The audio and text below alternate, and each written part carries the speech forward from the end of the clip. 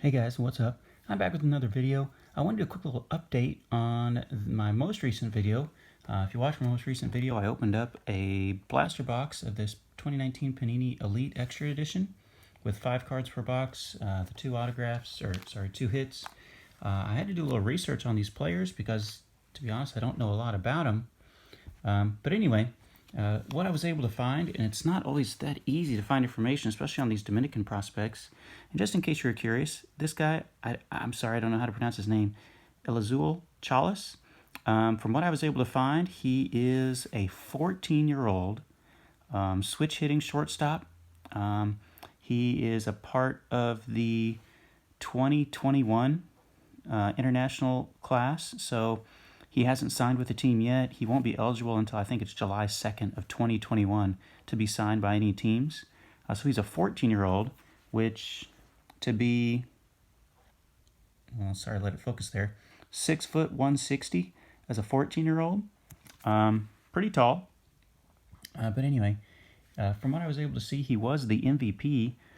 They had the Dominican players have a Dominican Elite League, and they flew a lot of their underclass prospects, guys who are going to be eligible in 2020 and 2021, and maybe even 2022. They flew them all into Chicago in late July and had a tournament just among their own players, and he was the MVP of that league. So he's a guy that I might hold on to and see if he turns out to turn into a decent prospect.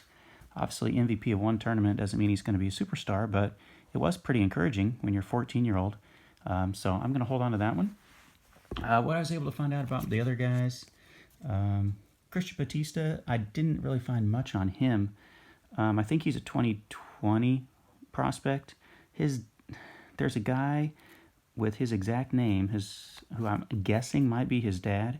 It says the team that he plays for is the Niche, N-I-C-H-E, team in the Dominican, and the person who runs that team has the exact same name. So I'm guessing that might be his dad.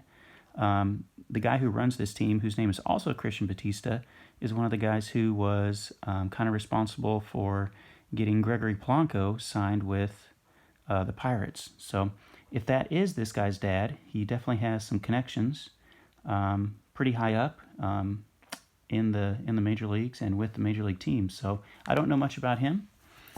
This guy I thought was my relic card. Well, it was the relic card, but I thought he was a younger player because on the back, Nick Quintana, it says the 18 and under team.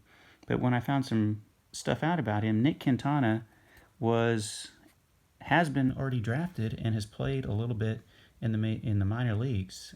So he did play for the 18 and under team, but that was 4 or 5 years ago. He actually went to the University of Arizona.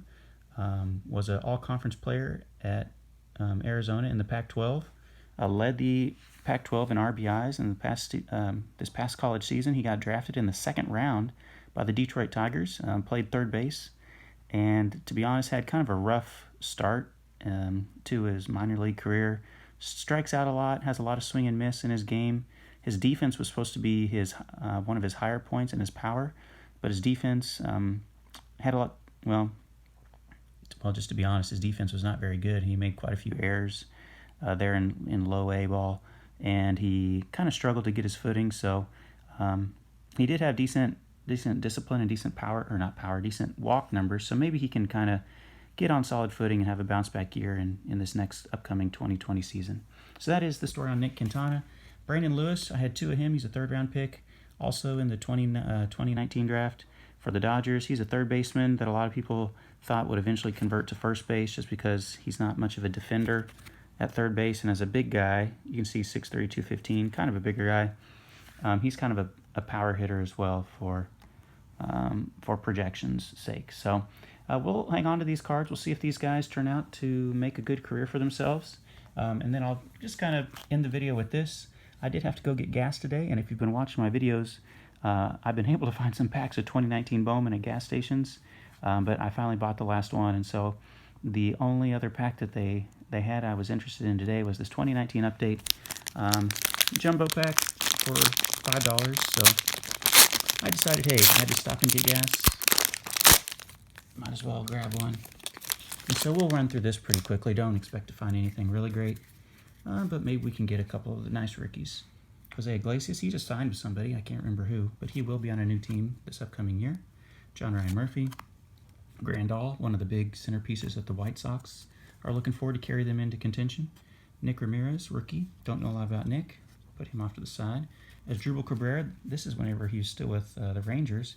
Rangers traded him to the Nationals, and then he obviously came up with a couple clutch hits in the playoffs. Part of the World Series winners. Gregory Soto, got some landscape cards here.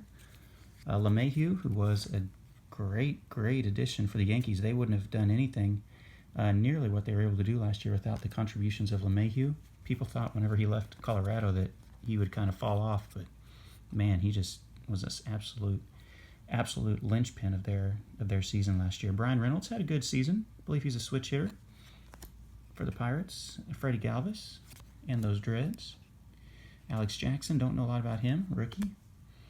Cahill, my man Ryan Helsley, got that autograph of him from Topps Chrome Update. Hansel Robles, Homer Bailey just signed a nice little contract with Minnesota, kind of rejuvenated his career. Tim Beckham with a little action photo there. I like that. Tim Beckham, former #1 overall pick. The Tampa Bay Rays picked him #1 overall way back in the day. Max Muncy, All-Star Game. Christian Walker. Okay, here's my insert cards. You know what? Let me kind of split this in half. Let's save those for the end. So we'll get back to that Drew Pomeranz. Shane Green, I felt bad for him. They traded him to the Braves, and then he never quite could find the success because he was a dominant closer there for the Tigers. And then once he went to the Braves, he just kind of could never get his footing, and they ended up kind of just demoting him from the closer role. Frankie Montas got suspended for PEDs, but then came back at the end of the year. He might have a good bounce-back year next year. Jerkson Profar, I love those throwback uniforms. Those things are awesome. Okay, Hector Neris, Yelich. Talk about the man right there. That kid, he can absolutely do anything in the game of baseball. Jose Abreu got that new contract. Chapman, one of my personal favorites. I just love everything about his game. Ty France, rookie for the Padres. Don't know a lot about Ty. Tommy Kahnle, the hardest changeup to hit in the major leagues this year. Major league batters had the lowest batting average against his changeup among all major league relievers. I saw that in the MLB Network the other day. And he throws like 100, so his changeup really throws people off. Here's a guy, Luis Arez, great contact hitter, and was instrumental down the stretch for Minnesota. He just kind of came up from the minor leagues and just never stopped hitting, and they couldn't take him out of the lineup. That's actually probably the best card so far. There's Yelich again, 14 homers in April. What a beast.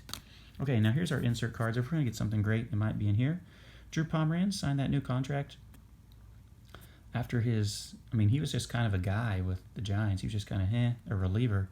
But man, he went to Milwaukee and was absolutely a shutdown guy and earned himself a nice little contract. I don't think these are numbered, just has the 150 stamp. If it's an insert card, it'll be numbered. Like if I would have had this one, Jackie Robinson, with the 150 stamp, it would be numbered on the back. There's a legend of the game right there, right? All-time great, Jackie Robinson. We'll put him on top. Next, speaking of all-time greats, Pedro Martinez. And then that looks like it. Not much in here. Martin Maldonado got traded from Kansas City back to Houston. The Royals had signed him whenever Salvi Perez got hurt. And then once they were out of it this year, they sent him back to Houston. And I believe Houston re-signed him again for this upcoming year. Obviously, with the news breaking out today about Houston firing Houston owner Jim Crane, who actually is an alumnus of the same college that I went to, fired the general manager Jeff Luhnow, fired A.J. Hinch as manager after MLB both gave him 1-year bans for their role in the sign-stealing scandal. Kurt Casale and Nolan Arenado, not a bad way to end it up. So nothing too hot in there. Probably not able to get my $5 worth out of it, but hey, you know, it's fun. It is what it is. So thanks for watching the video. Appreciate all the support my channel's been getting lately. If you like the video, please comment, please subscribe. I'll be putting out some more content in the next couple days, and have a good rest of your evening.